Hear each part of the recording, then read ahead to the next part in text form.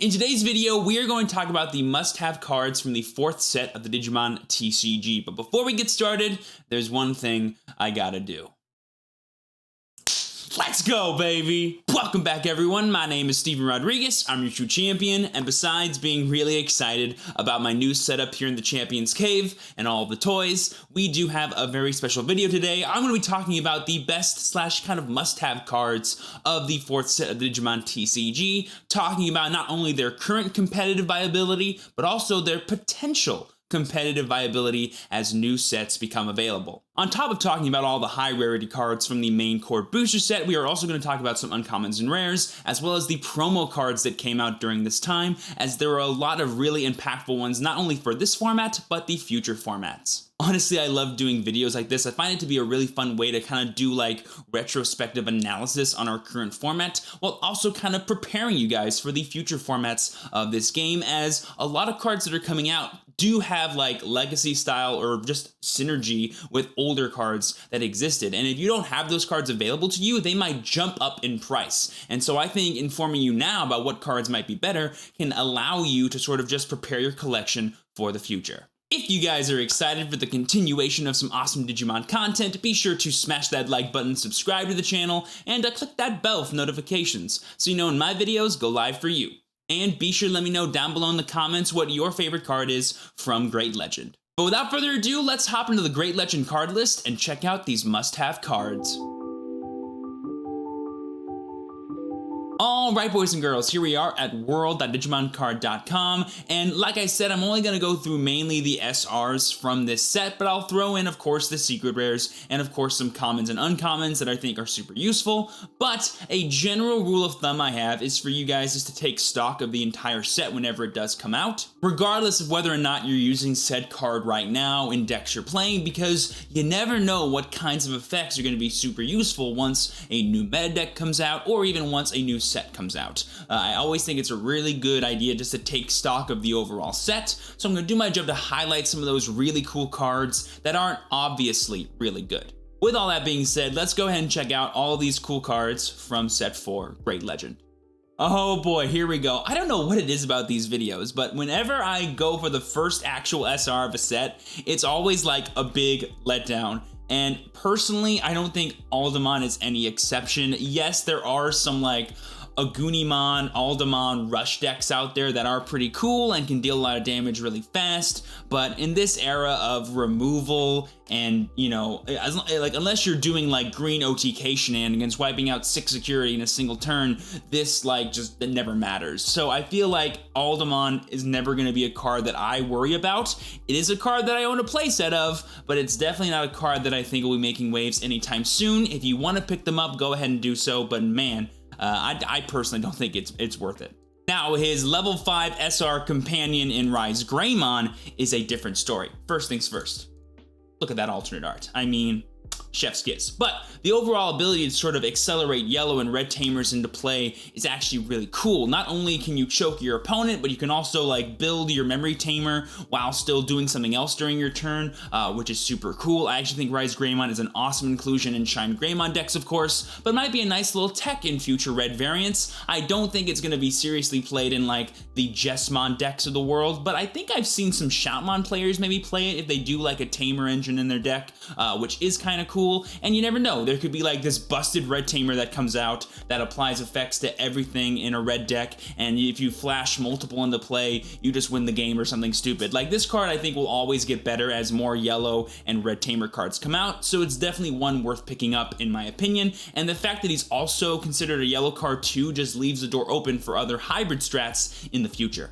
But besides Rise Greymon, I don't think red actually did much this set. We're all in agreement that red was the big loser of set 4, so we're just gonna go right past him and go on to blue, which again didn't have anything super major going on, but it introduced Lobomon, which again, alternate arts. God dang, this one's good too. But this is the blue hybrid, just exactly the same as a Greymon, but the reason why Lobo is more useful is blue has access to Hammer Spark, and I would also argue better tamers than red does right now. And in the future, Lobomon and the whole like blue hybrid engine is going to like awaken in set 5 and set 6 and become super viable strategies. I would argue in set 6 being one of the best strategies in that format. So definitely keep your eye on these cards and definitely make sure you have your Lobomons even for right now, because it's like the best win condition that blue has, in my opinion. Speaking of blue, we do have some cool winners here. I'll talk about the first two first. We have zguru and we have Mirage Gaugi. These are like two cards that are being used right now in blue decks, either to give us extra mid-range type strategies in blue Omni, or to be like, hey look, if you don't want to play Imperial, you can play this aggro deck and maybe it'll be better. Personally, out of the two cards that came out as quote-unquote boss monsters for blue this set, I'm a bigger fan of zgurumon every single day of the week. You guys know I made a profile of this in my All My Decks video. I think it's a super fun deck and really useful in this format, given how people play within it. Mirage Gatomon, on the other hand, for it to be like super useful, your opponent has to have like at least 8 cards in their hand, and like it feels like you need to be losing the game for him to ever be useful, and I don't like putting myself in positions to where I'm losing the game, but being an unblockable blue Digimon is cool and could like surprise people with wins in the future, but something tells me with the strats that blue will have access to in set 5 and set 6, they're not gonna need to rely on this kind of shenanigan to win their games. So out of those two, zgurumon is by far the better card to pick up for right now, and overall, like, both these cards won't really be used in the future, so don't worry too much there. Beowulfmon, on the other hand, I'm not so sure about. While yes, I was talking about how hybrid is super cool, really it's like the lower end of hybrid cards and the top end of hybrid cards that are used, not really the level 5s. And even though Beowulfmon, like on paper, is better than Aldermont, I see him being used just as much. He has some synergy in Imperial decks right now, and of course he is like an attacker that forces removal spells from the opponent, but guys, more and more removal is put in this game like every single set. So I feel like while Beowulfmon is kind of an awkward card to deal with, most decks, if not all decks, do have some way to deal with him. So just being like a flashy tech card, I don't think is his purpose, and he doesn't really have any space in the future of blue or even hybrid decks. Moving on from blue, and kind of again like one of the other losers of this set, blue and red didn't really get anything that like drastically changes their main strategies. We've got yellow, and if you guys weren't tired of me telling you how amazing yellow is this format, well, it's gonna get a little worse, because in my opinion, yellow is the shining star of this set. They have some of the most generic and powerful cards they've ever had come out, and looking at this roster here, of course you got Bushy for Game, you got Pitomon, you got Wargrowlmon, all these fun things that are currently super useful for the synergy, consistency, and overall power of yellow decks, but you have their new boss monster as well, Yellow War Greymon. Now, what can I say about this card again that hasn't already been said? He's a multi-attacker that also can clear your opponent's board, and with the awesome inheritables of like Wargrowlmon or even Andrewomon, you can make him stronger, / just flash powerful level 3s into play, like, I don't know, Bushiagumon, Pulsemon, the list goes on. So it's no surprise to anyone here that Yellow War Greymon is an absolute house this format. But what if I told you that just in the next set, we're gonna get a card even more powerful than Yellow War Greymon in terms of outright pressuring your opponent, filling your board, and setting up some crazy DP reduction type plays? Well, we are. It's called Yellow Lord Nightmon, and it's quickly going to power creep the crap out of Yellow War Greymon. So even though he is like the craziest deck right now and everywhere when you go to a tournament, he won't really be around that long. So if you guys don't want to play yellow right now, don't worry about picking this thing up. If you do, pick up like 1 or 2, because the only role I think he's really gonna play is like as a backup boss monster to Yellow Lord Nightmon, and even then, he probably won't be the preferred one amongst most players, myself included. That role's always for /Andromon. So yeah guys, this just goes to show, no matter how oppressive or crazy powerful a card or a deck may be, it's just one set away from being completely dominated and phased out of an entire format. Moving away from the scourge that is yellow, don't worry, we will revisit yellow again in this video. Let's talk about green, and the main thing green got in this set was its like powerful Digiburst cards. And you're gonna find out in the future that green actually is the main color that abuses or works with Digiburst. So I think it would behoove us to pay attention specifically to those Digiburst cards, as they will be super useful in future sets. The main ones in this set, of course, are Lilymon and the king himself, Nidhoggmon. Lilymon just is like a generically strong card. It's Flower Cannon on legs and gives the awesome inheritable of like set 1 Lily as long as you have a Tamer in play, but you can actually rest blockers, which is super cool. So you can like get extra attacks in, you can attack with something and then do like the classic BT1 Gatomon plays where like your second big mega can now swing at the thing you rested after swinging at security. Super cool. Opens the door for a lot of really cool plays, but is actually like a weird thing because when you're playing both Digiburst Ultimates and Digiburst Megas, it can be awkward sometimes of like which Digiburst you go for a win, so it can be super situational. And that's why we're not seeing every single deck just jam for Lilymon. In the future though, we will get some like memory gainers and DP gainers for Digibursters that are going to want to play 4 copies of Lila. So while right now she may be a little awkward, trust me, in the future, you're gonna be glad you have 4 copies of this card. Speaking of being happy that a card exists, let's talk about Nidhoggmon. This card is the board wipe that green didn't really need, but super glad it has. It's an absolute amazing comeback mechanic for the deck that I think is strong regardless of HPD existing. If you guys have seen me ever play with green in this format, it's literally the Nidhogg show every single time, and I love getting this card off. In the future though, I don't think this card will see as much play as it maybe is right now because it'll be hard to like justify ending your turn with green because the Digiburst plays you'll have access to can like stop your opponent from attacking, increase your entire board's DP, or just overall like give your entire board a bunch of buffs like plus DP, plus security, and piercing. And so like the ideal way to use Digiburst in green will be to just activate other effects during your turn, and ending your turn will be kind of anticlimactic. So weirdly, unless HPD goes back up to 4 or at least a higher number, I don't think Nidhogg will be played at anything more than 2 in future green decks because the main strategy, while being Digiburst focused, will prefer to be more aggressive or proactive with its Digiburst plays and not so reactive like Nidhoggmon is. So definitely pick up this card. He's definitely just blatantly strong and will always be useful in green decks. I just don't think the way green decks are looking in the future are gonna love jamming him at anything higher than 2 copies.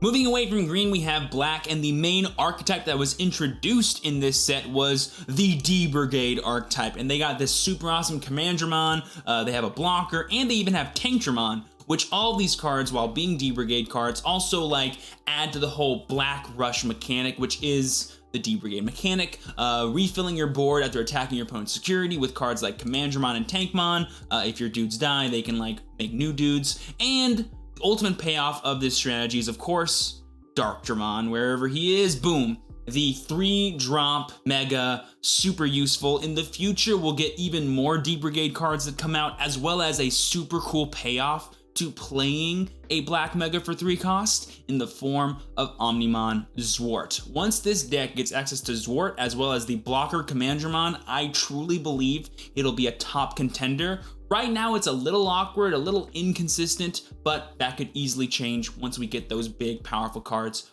for this archetype. So definitely have it in your back pocket. It's gonna be super cool to mess around with. But besides D Brigade, there's nothing really notable going on with black in this set. Yes, we did get some like generic DP increasing cards like Gogma, which makes the already big boys of black even bigger. This card will always be useful, but he'll be probably always really easy to get. And while a card like Blastmon is super cool and like a really like intricate form of removal that black now has access to, I just don't think it's good enough ever to be like a main deck for the archetype. He'll maybe be a tech to like force your opponent to like lose their last 2 security cards or sacrifice one of their megas. I don't know. It feels more like a surprise card than like a main archetype or main deck build type boss monster.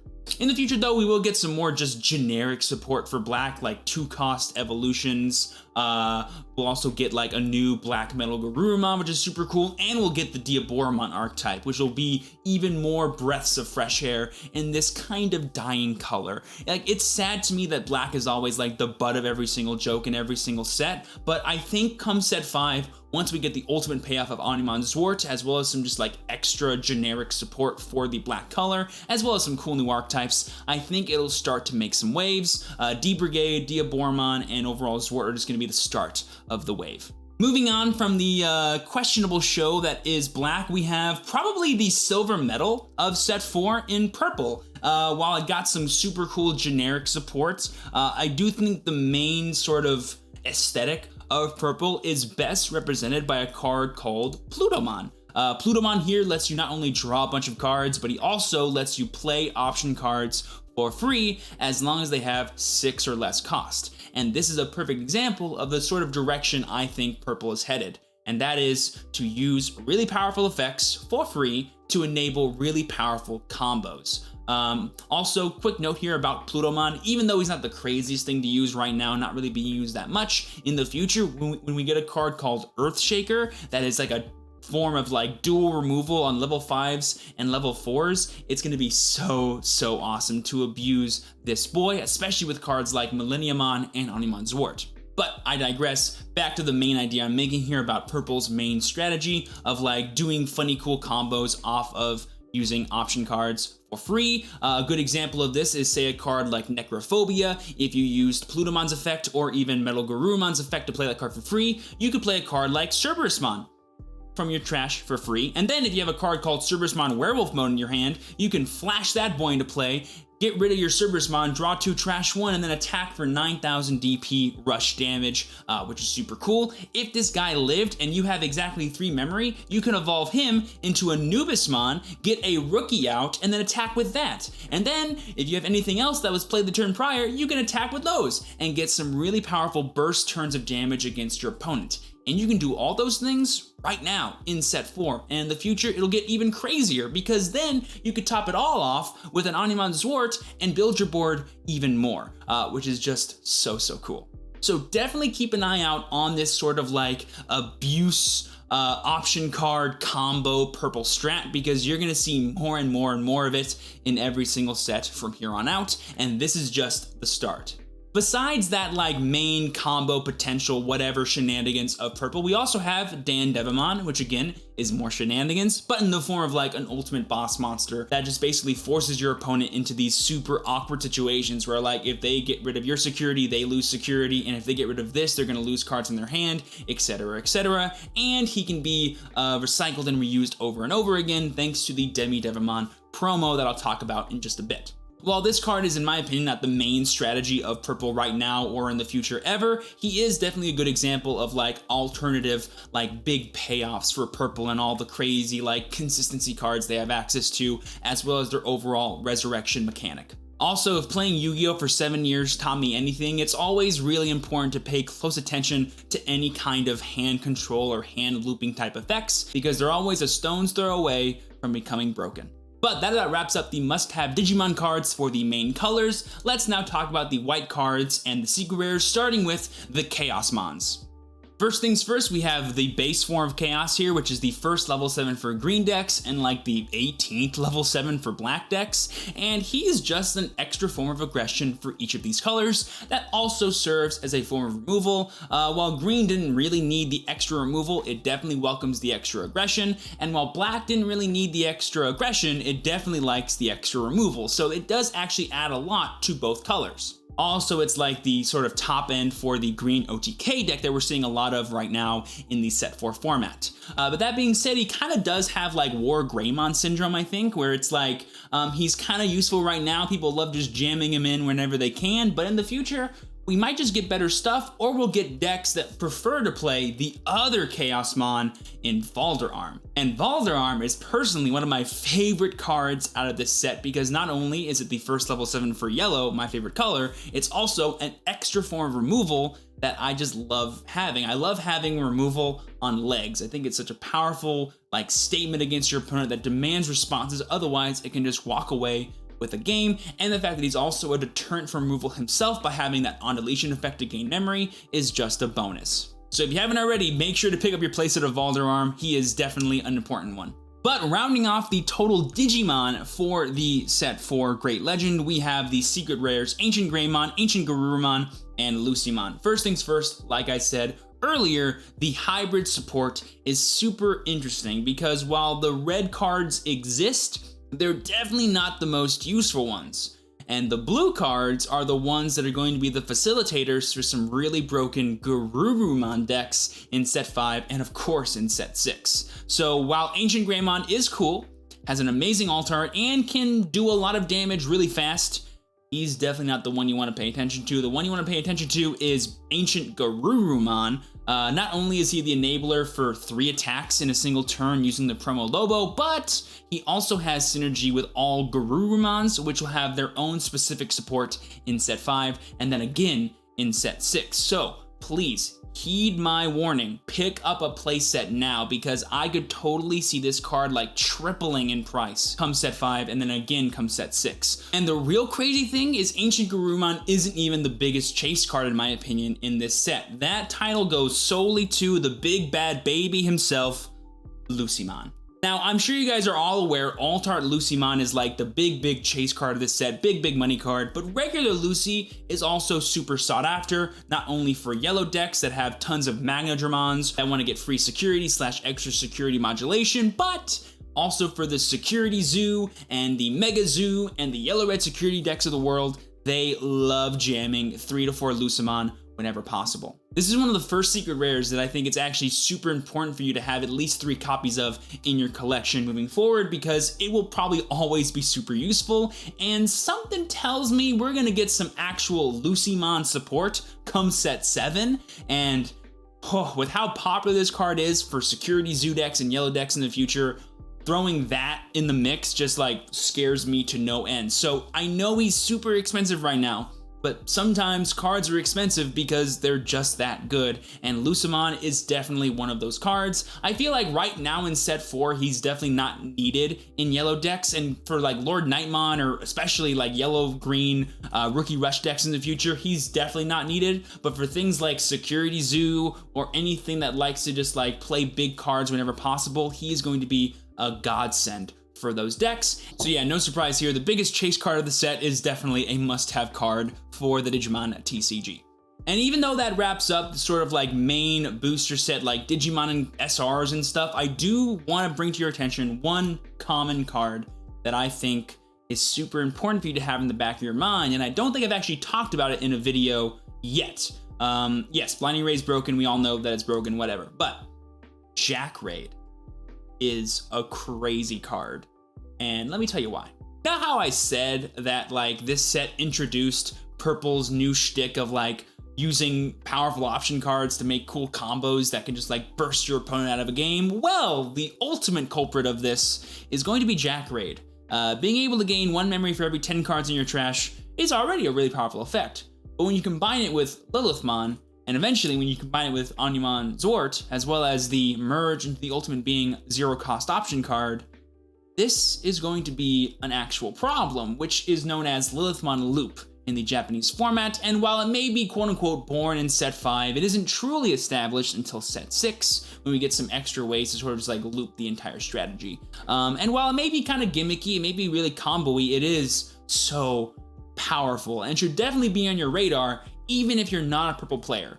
Understanding how this card works and what it does, and knowing the timings of everything, of like when to go in against your opponent, making sure you know how many cards are in their trash at all times kind of stuff, is really important. And I wanted to shed light on this for you guys because looking at set 4, no one's using this card. This card's not seen at all right now. But come set 5 and set 6, that is definitely going to change, and Purple is going to love finding new ways to abuse this card. So keep your eyes peeled, and if you are a purple player, get ready to have some fun. But that about wraps it up for the entire core booster set of set 4. Let's go ahead and talk about the promo cards that came out during this time. So the main cards we're going to look at are the Dash Pack promos and the Power Up Pack promos, but I will quickly throw in here Pulsemon. He's super cool. I actually have a like sinking feeling that he will be printed as an alternate art in the Evo Cup packs that are going to be coming out in the month of July. So I actually think that he'll be easier to access come the end of the month or whenever those get shipped out or whatever. But for right now, he is kind of hard to get, and he's super useful in yellow decks right now, and will probably always be useful in yellow decks because he's just like so generically great. But moving on to the other cards, the ones that are kind of easier to get, we've got, of course, the Dash Pack promos. We have Grand Quagga, Black War Greymon, and Metal Garuru. I've said the ranking goes like from best to worst. We got Metal Garuru, Grand Quagga, and Black War Greymon, even though I love Black War Greymon, and he is a really fun, like, kind of like aggro black deck right now. It's just... We're gonna get a Black War Greymon in set 5, I think, that's actually really cool, that just has plus security or something, which is really good and will be super useful. But this guy, yeah, I will at some point build a deck with him and like rock it in a tournament. But for right now, it just like really makes me sad that like I can't use him, because I do love Black War Greymon just so much. If you guys want to get him, definitely do so. I don't think he's that expensive, and he is just really awesome. Moving on, though, we got the obvious, of course, Grand Quagamon. I did mention that in, set 5, we're gonna get, like, some super cool main Digiburst support for green, which super supports Grand Quagamon. I just don't really know if it'll be the preferred way people play. I think, like, Rafflesiamon Digiburst might be the more preferred version of green compared to Grand Quagga, but I think Green OTK will still exist in the capacity as it is now, with some extra consistency cards. So I feel like Grand Quagga is actually a really nice card to pick up right now for the future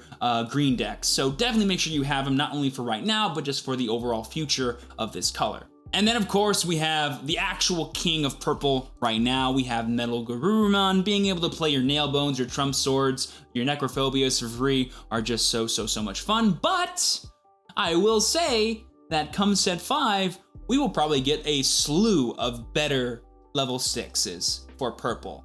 Things like Chaos Gallant, things like Tactimon, things like, Lilithmon Loop will probably be like more preferred ways to play purple as opposed to this. But I do think that the overall options for purple in terms of boss monsters is wider than any other color in set 5 and set 6. So it'll be tough for me to kind of like narrow down how useful I think Metal Garurumon is, because he's probably equally as good as things like Chaos Gallant and Tacti, but he's just good in a completely different way because they have completely different effects. And the true ultimate like strategy for purple in set 5 is going to be Turbo Omnimon Zwart. So it is a matter of preference, I think, of which one you think best pairs with Omnimon Zwart. Is it Metal Garu? Is it Tacti? Is it Chaos Gallant? Heck, is it even Plutomon? Like, that's still going to be a deck in that format too. So I definitely think while Metal Garurumon is definitely the king of purple right now, it's definitely going to be sharing the throne with a lot of other cards in the future. But I don't quite think he's overshadowed by those cards. I just think they're extra options or possibilities for the purple color, and I think we're gonna have some solving to do in terms of purple come the English release of Battle of Omni. And that about wraps it up for the Dash Pack promos. Let's talk about now the scourge of every Digimon player's dreams, the Power Up Pack promos. Firstly, we have like the epitome of hybrid support in the form of a Gunimon and Lobomon that let you accelerate into your Ancient Garuru and Ancient Greymon respectively, and the one that is way more important, like I've been saying all video, is the blue one in Lobomon, and I think this card is actually like less than $15 or something, which is crazy to me because he will be the facilitator for some broken combos in set 5 and set 6, especially once we get like the specific Garurumon support, because minimum, as long as you have 3 memory at the start of your turn, you'll be able to get 3 attacks with him into Ancient Garu, and if you have any other Garurus or hybrids in play, you'll get even more attacks. So it's a super powerful way just to burst aggression against your opponent, and is really cool, and it triggers the on-deletion effect of your Ancient Garuru or your Ancient Greymon if you're talking about a Gunimon. So I do really love the blue hybrid archetype, especially when you combine it with Garurumon support come set 5 and set 6, and this is going to be the main card you want for sure, and I actually think he's relatively easy to pick up right now, especially when you compare him to other Power Up Pack promos. Speaking of the other promos, we've got Gatomon, who the only real cool thing about this card is how abusable it is in Mastemon decks, because you can recycle it from your trash, trigger its blocker ability thanks to Mastemon being purple, and probably get that recovery +1 because Mastemon is probably getting rid of a security you have. So you can go like net 0 on security while minusing your opponent's security and getting a free blocker in play. Super useful card. Definitely going to see play in decks like that, but in the future, this card is non-existent. It won't probably be played at all, so don't worry about picking it up for the future, but it's probably super easy to pick up right now, so if you want to play Mastemon, definitely get it. It's super useful in that deck, but not really useful in many other strats, sadly. And then we got the real culprit of all the power pack problems. We have, of course, promo Palmon. I think the common version of this card is still like 30+ bucks.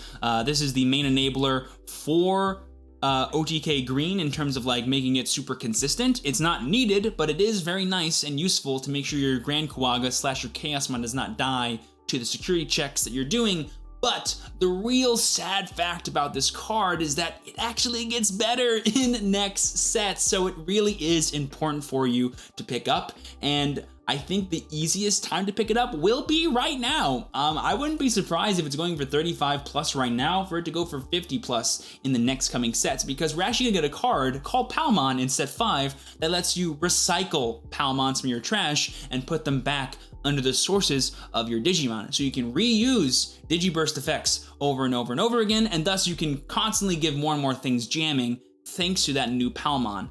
So sadly, since Digiburst is the main mechanic of green for the foreseeable future, this card is actually really important to pick up. But I will give you some solace in letting you know that green probably won't be the most competitive color in the world come set 6 time, so maybe don't worry too much about it in terms of like wanting to play like the most meta decks, but if you are a fan of green and you want to play green every single format, this is a card you definitely need to have, and I'm sorry. And moving on, we've of course got Sunrisemon, probably the most inconsequential promo of the lot. It's really meant to be used with like that Blastmon, like DP gain stuff I talked about earlier for black, and like I said, that's not the craziest thing right now. In the future though, we might get some powerful black cards that are like inherently 13,000 DP or more, or like have the DP gains and then can do like some crazy stuff like multi-attack or whatever. So this could be useful in the future. It just would have to have like support that needs to come out yet and not support we know for sure is existing. So pick them up if you want them because they're really cheap, but you definitely do not need them anytime soon. And finally, we of course have Demi Devemond, the facilitator for everyone's favorite pet deck, Dan Devimon. I mean, being able to like recycle your Dan Devis whenever they die or play one after retaliating one of your opponent's Digimon is really, really cool and can like swing the game in your favor. And if you do want to play that deck, this card is 1,000,000% needed, as it's really the only reason that deck exists. And yeah, that about wraps up the promos. I think the main takeaways are Grand Quagga is like the best for current green and might be really useful for the future. Lobomon and Palmon are like the 2 must-haves from the power-up packs, and Pulsemon is definitely a super generic and useful card for yellow that is nuts, but I have a sinking feeling, like this weird like sixth sense feeling, that we're gonna get an alternate art version of this card in the Evo Cup alternate art packs, and so he might be easier to get in the future compared to right now. So if you don't have them already, don't really worry about it unless you just desperately want to play full power yellow. And boom, there you guys go. That is it for my Great Legend must-have card list for the Digimon TCG. If you guys did enjoy, don't forget to smash that like button, subscribe to the channel, and click that bell for notifications so you know when my videos go live for you. And be sure to let me know down below in the comments what card is your favorite from this set. Also, if there's anything in this video that you want me to elaborate on or just ask questions about, feel free to hop into my Twitch channel. I go live all the time and just chat about this game non-stop, so come stop by, ask a question live and in person, and hopefully get an answer from me. Link is down below, as always. But with all that being said, I've been your true champion, Steven. Please be sure to work hard, rest easy, and live well, and I will see you all next time. Peace!